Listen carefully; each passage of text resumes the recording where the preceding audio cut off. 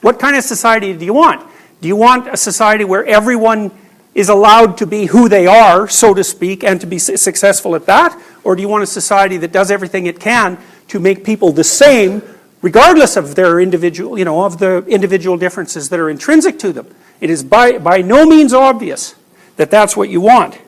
So you'd have to do some pretty wicked social engineering to eradicate these differences, and it looks like the social engineering that you'd have to do would run counter to egalitarianism, right? Because since egalitarianism seems to heighten the differences, it only makes sense that you'd have to run counter to egalitarianism to reduce them. So the LIPA study here, where there's an association between the UN indices of gender equality and gender differences in agreeableness, I think that was 500,000 people. So the net has made the internet has made it possible to run huge samples. Now here's some interesting things too. The occupational preferences between men and women are actually a lot larger than the personality differences, and the occupational differences are large, and like the gender differences in personality, the occupational preference differences increase as you move towards more egalitarian societies.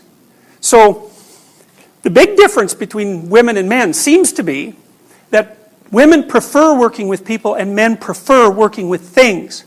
Now, it's an interesting way to look at it, because for a long time, if you're thinking about sexist stereotypes, say up to the 1950s, maybe a little later than that, maybe up to the mid-60s or so, the idea would have been that whatever gender differences there were in occupational skill, in occupational distribution, would have had more to do with skill. That was so that men were more skilled, say, at engineering, and women were less skilled at it.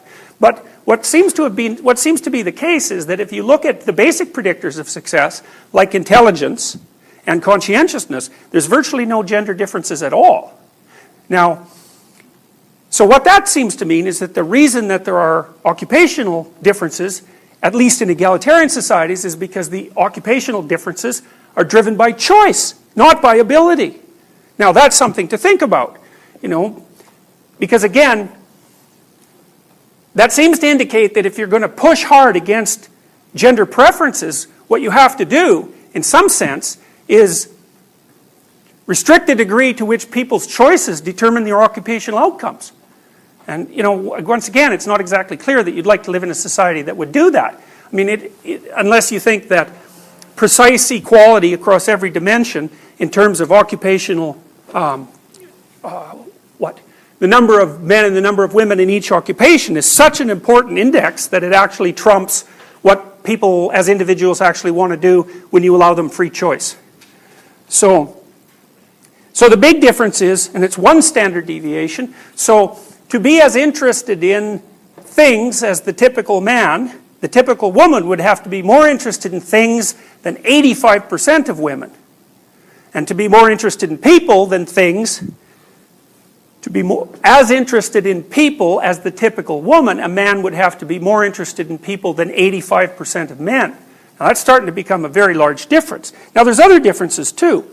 This is using the Holland categories. Holland is a very well-renowned industrial organizational psychologist, and he divided jobs into these 6 categories: realistic, investigative, artistic, social, enterprising, and conventional. And what you see is that men show stronger realistic and investigative interests. The realistic category is particularly big, it's 0.8 of a standard deviation, and women show strong artistic, social, and conventional interests. And there was no gender difference at all in the degree to which people preferred enterprising occupations. So here's from a different study from Psychological Bulletin, looking at there's this phenomena that people are quite upset about, especially in the US, although it's also an issue in Germany, that women are underrepresented in science, technology, engineering, and mathematics dimensions. And so, but if you look at the interests of men and women, you see under men that men are 1.1 standard deviation more likely to be interested in engineering, and 3/4 of a standard deviation to be more interested in science, and 3/10 of a standard deviation more interested in math. Now that has nothing to do with ability. So, you know, there is some evidence, although it's really highly disputed, and the evidence, I think, keeps going back and forth, that men are better at spatial rotation, and that seems to be linked to testosterone.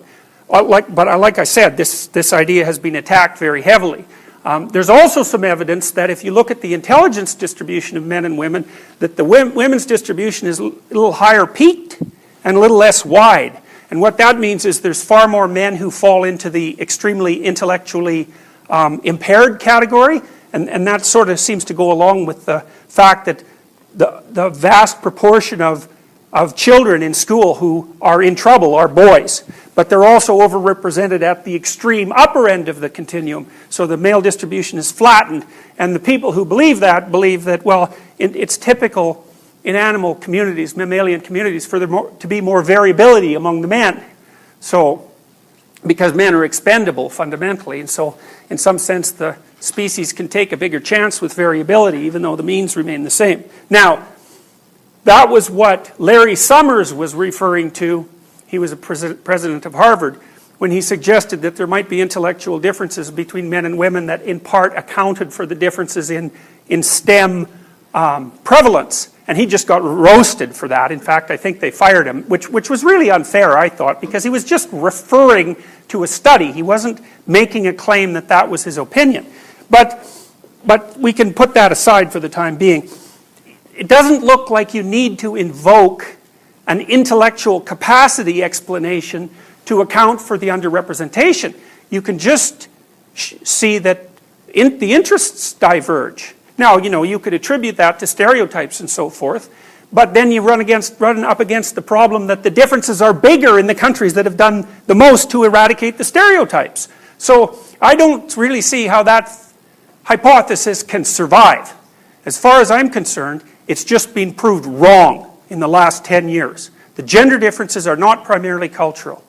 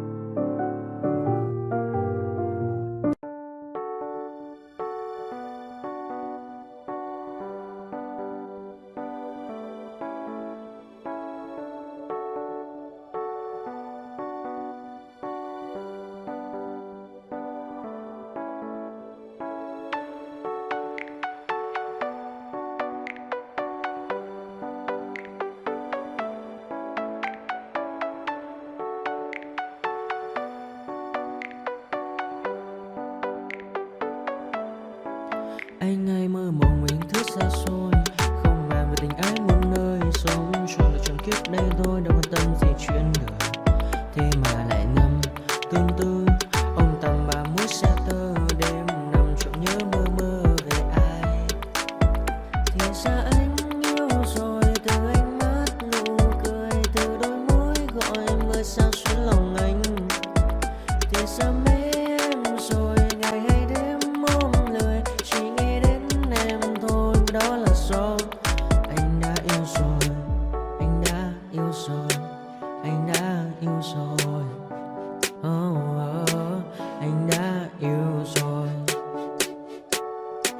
Anh đã yêu rồi,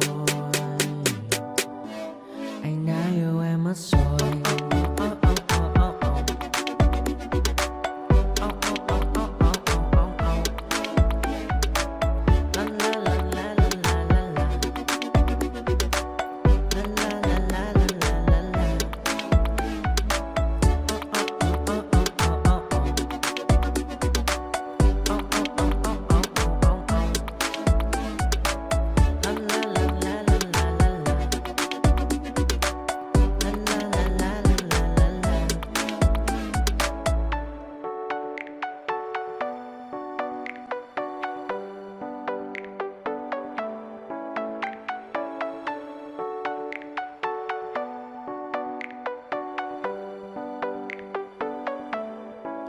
Anh hay mơ mộng mình thứ xa xôi, không màng về tình ái muôn nơi, sống cho là trọn kiếp đây thôi, đâu quan tâm gì chuyện đời.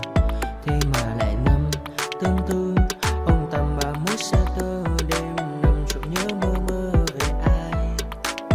Thì ra anh yêu rồi, từ ánh mắt nụ cười, từ đôi môi gọi mơ sao xuyến lòng anh. Thì ra mê em rồi, ngày hay đêm.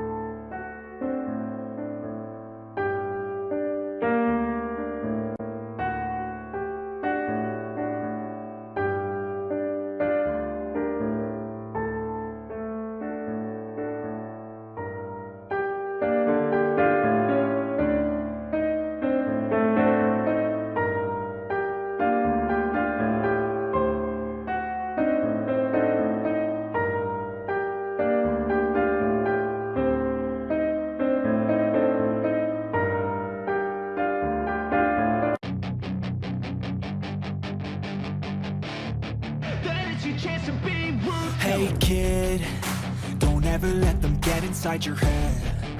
They'll tell you what to do in life instead of everything you know that you could get. Don't let them guide your life towards regret. I'll fight for what I love with every breath. My past is filled with things I won't forget. I use them all to push me to my best. So treat the worst of times just like a test. If only I could go back in time, I'd tell myself that everything will end up alright. Just push yourself, test yourself, figure out what you like, and find your limits, don't be rigid, always work towards a prime. Surround yourself with open minds, people can change your life. A few friends with intent can help you feel alive. Find a passion, take some action, and with a little time, just be patient, make a statement, try to enjoy your life. They'll try to kick you while you're down. They wanna rise up while you drown. They wanna fill your head with doubt. They're silently scared that you'll figure it out. I'll make it look like I'm losing, won't bother hiding my bruises. And when they finally think you're wounded, then it's your chance to be ruthless.